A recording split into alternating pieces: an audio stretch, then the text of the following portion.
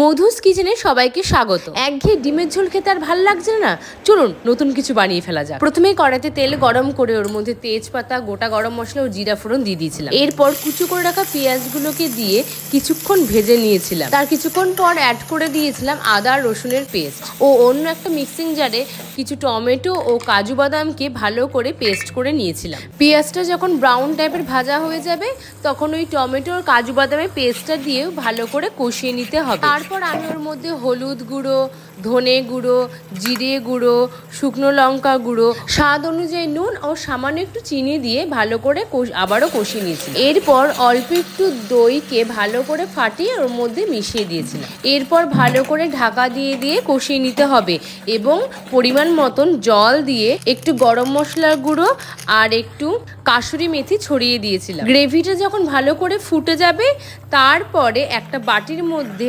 ডিমগুলোকে ভেঙে আস্তে আস্তে এইভাবে ঝোলের ওপরে ফেলে দিতে হবে। সেই সময় গ্যাসটা কিন্তু কমিয়ে নিতে ভুলবেন না যেন। এরপর আমি ওপর থেকে কিছুটা কাঁচা লঙ্কা এবং ধনেপাতাও ছড়িয়ে দিয়ে লো ফ্লেমে কিছুক্ষণ ঢেকে রেখেছিলাম যতক্ষণ না ডিমগুলো ভালো করে সেদ্ধ হচ্ছে।